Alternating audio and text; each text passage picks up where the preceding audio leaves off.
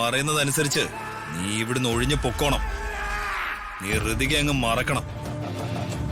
നിന്റെ അച്ഛനും അമ്മയും പോയിട്ട് നീ ഇനി മേലാൽ ഈ വീട്ടിൽ കാലുകുത്തരുത്. നിനക്ക് വാണിംഗ് തരുന്നതേ ഈ ദീപക്ക. ജീവൻ വേണമെങ്കിലേ ഞാൻ പറയുന്നതനുസരിച്ചോ. താൻ എന്താടോ ഇത്ര കടുപ്പിച്ച് സംസാരിക്കുന്നത്? ആദ്യമായിട്ടാണ് കേട്ടോ എന്റെ മുഖത്ത് നോക്കി ഇങ്ങനെ ഒരാൾ സംസാരിക്കുന്നത്. താൻ നോക്കിക്കോ, ഞാൻ എന്റെ വല്യച്ഛനോട് പറഞ്ഞു കൊടുക്കും. ഐശേ, നീ എന്താ നഴ്സറി കുട്ടിയോ? അവൻ വല്യച്ഛനോട് പറയോ അത്ര? എടാ, ഇത്രയും പേടിയുള്ള നീ എന്തിനാടാ എനിക്കെതിരെ നിൽക്കുന്നേ?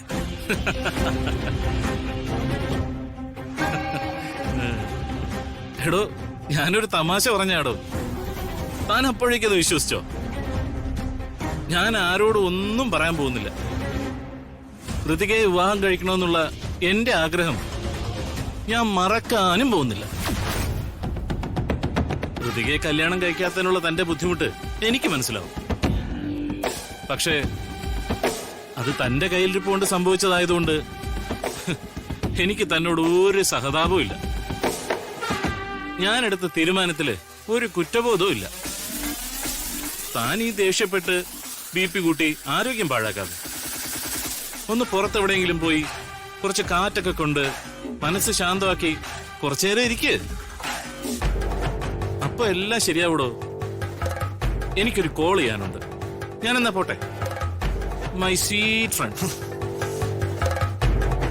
പാവം, നിന്റെ സ്ഥാനത്ത് ആരാണെങ്കിലും ഇങ്ങനെ പ്രതികരിക്കൂ. എന്ത് ചെയ്യാം, കഷ്ടമായിപ്പോയി.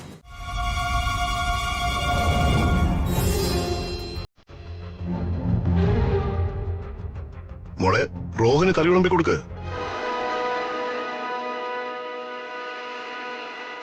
സോറി അച്ഛാ, അച്ഛന് വിളമ്പിക്കഴിഞ്ഞ് റോഹന് വിളമ്പി കൊടുത്തു എന്നാ ഞാൻ വിചാരിച്ചേ. നീ അങ്ങനെ പലതും വിചാരിക്കുന്നത് എനിക്കിപ്പോ മനസ്സിലായി.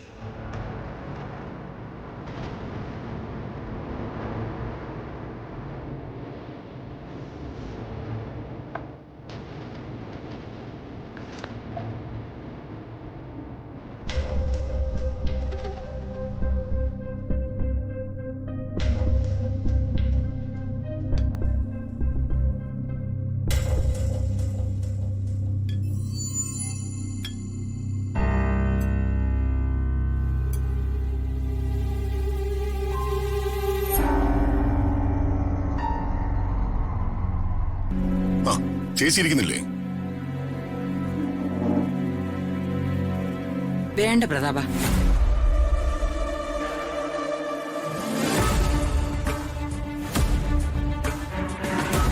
പരിചയമില്ലാത്ത ചില കാഴ്ചകളൊക്കെ കാണുമ്പോ ഇരിക്കാൻ തോന്നുന്നില്ല.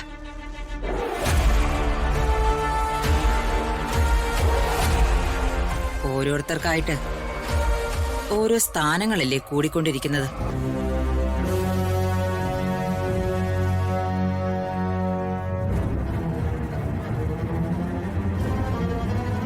അപ്പോ നമ്മൾ അവിടെ അധികപ്പറ്റാം. അങ്ങനെ ഒരു അധികപ്പറ്റാവാൻ ഈ അംബികയെ കിട്ടില്ല.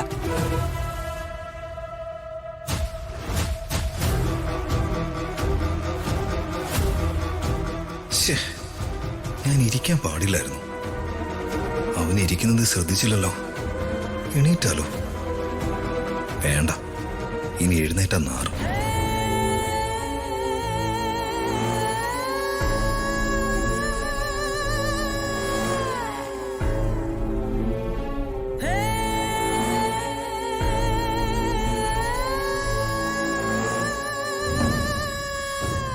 രാജു, ഇനി എന്തൊക്കെ സംഭവിച്ചാലും ഭക്ഷണത്തിന് മുന്നിൽ നിന്ന് എഴുന്നേറ്റ് പോവാൻ പാടില്ല.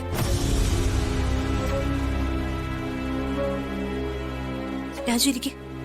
മാഡം, അത് ഇരിക്ക് രാജു, ഇരിക്ക്. ഇരിക്ക് രാജു.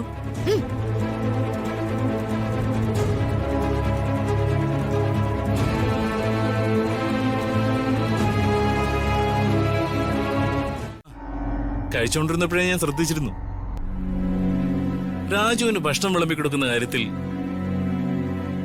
ഋതിക പ്രത്യേകം താല്പര്യം കാണിച്ചപ്പോഴേ ഞാൻ ഓർത്തതാ. രാജുവിന്റെ വീട്ടുകാരും ഋതികയും തമ്മിൽ നല്ലൊരു കണക്ഷൻ ഉണ്ടാകും. അതെ, റോഹൻ കാര്യങ്ങളൊക്കെ കേട്ടിട്ടുണ്ടായിരിക്കുമല്ലോ.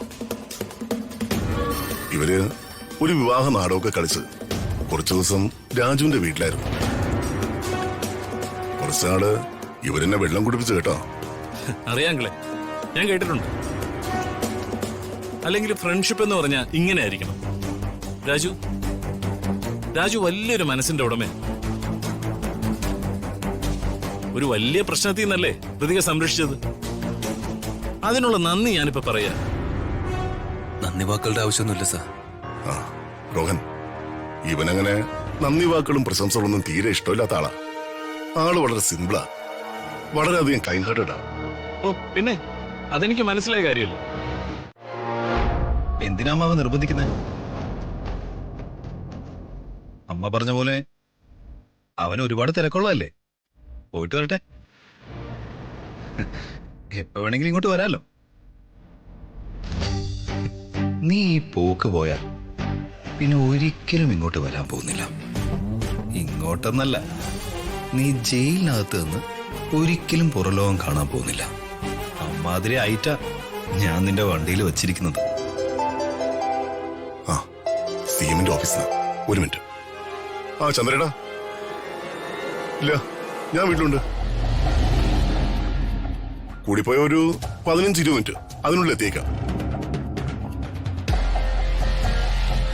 റോഹൻ, എനിക്ക് വളരെ ഇമ്പോർട്ടന്റ് ആയി സിഎമ്മിനൊന്ന് മീറ്റ് ചെയ്യാനുണ്ട്. ഒരു അർജന്റ് മീറ്റിംഗ്. ഉടനെ പോണം. റോഹൻ, നിങ്ങൾ സംസാരിച്ചിരിക്കുക. ഇല്ലെങ്കിലേ ഞാനും ഇറങ്ങാം.